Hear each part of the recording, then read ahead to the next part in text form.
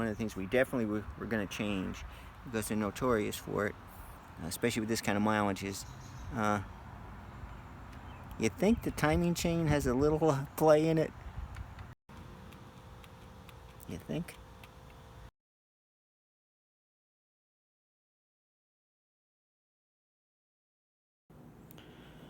This is the spring tensioner for the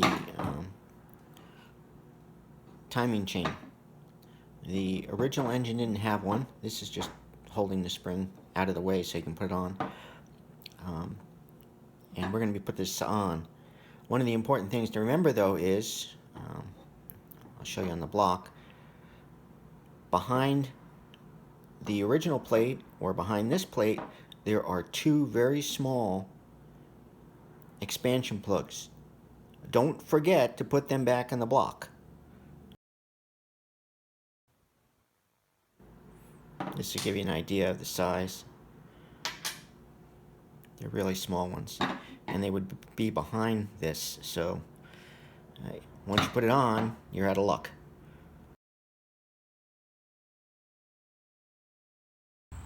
And there you can see the two holes on each side of the camshaft where the plugs go. On the front of the engine, there's these two small plugs that are push-ins, and then there's two other expansion plugs. So make sure you get all four of those in.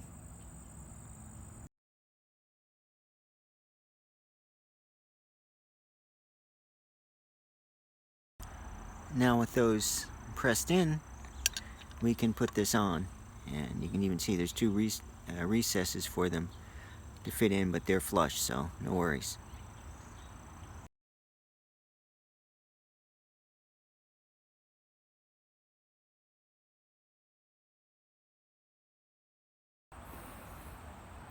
So this will be replacing this original piece.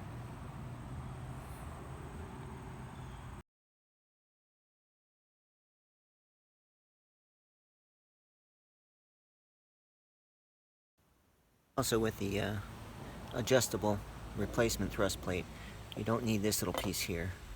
It goes like that. If you are putting one of these back on, that's the way it goes on.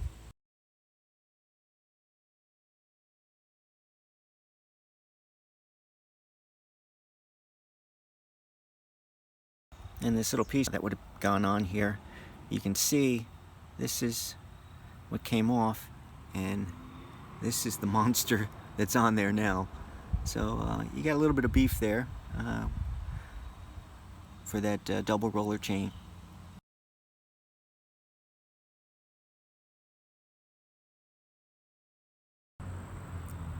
To install the keyway, it shows a half moon, so you think that on the old one you can just tap on the one side and it's going to drive it around. That's the way you usually remove the half moon ones. However, the key itself isn't a half moon.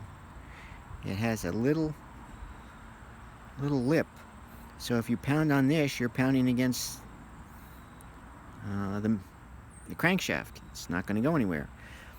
But I was able to tap it enough to then see that this was a little lip, and I used a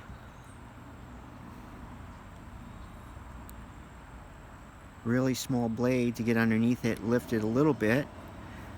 Then I used a slightly bigger blade to get under and lift it some more,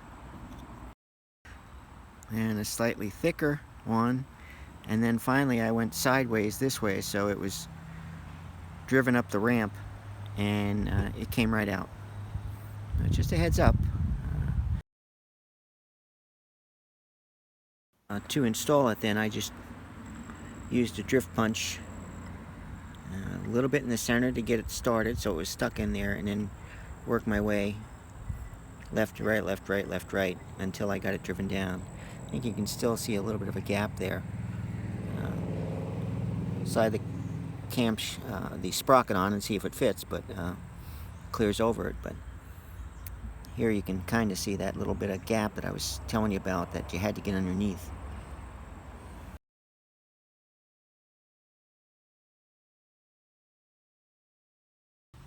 Well, the sprocket fits nicely over.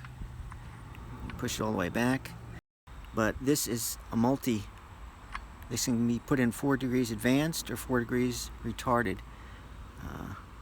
So you just move the keyway. With this keyway, I've got the dot, which would then go with the dot above to line up with the dot there. If I was going to use with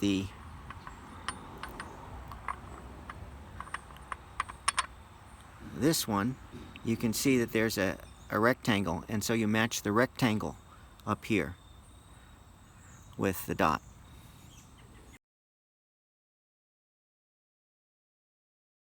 And I can't install this yet. I don't want to install this yet because I'm waiting to hear from Scat. The 402 is going to already have a ton of torque, but if I advance it 4 degrees, that'll make it add even a little bit more to the bottom end. Plus, from what I've read, it helps with gas mileage, which are 2 good things. This isn't going to be a high revving engine. This is just going to be a nice family truck, quote unquote.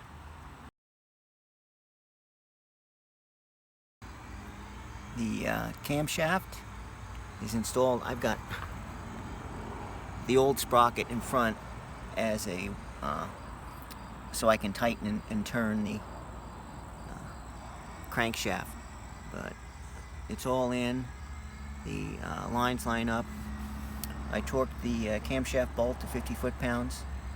I turned it around 2 full rotations, and everything seems okay right now with the lines lined up, and it looks like the number 1 cylinder is at top dead center, which is where it should be. We installed the water pump. It's a brand new one.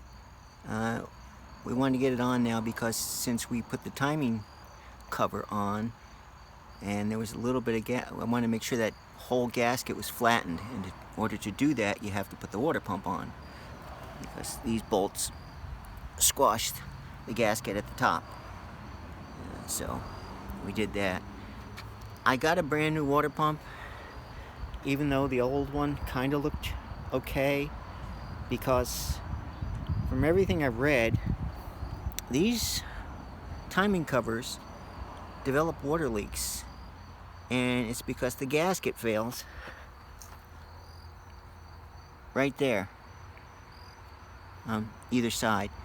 And part of the reason that supposedly happens is because anytime you replace the water pump and you pull these bolts out, it releases that, and then you don't get a good seal, or it rips the gasket or something. I don't know. But there were enough people that were doing that, replacing the timing cover gasket because of that leak, that I decided that this was a good option.